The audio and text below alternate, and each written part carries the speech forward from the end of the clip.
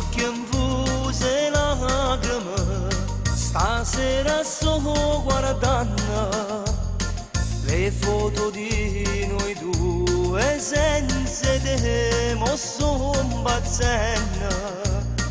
Perdonami, ritorna, lo so di aver sbagliato. Aspetto d'ora innamore da sto cuore innamorato.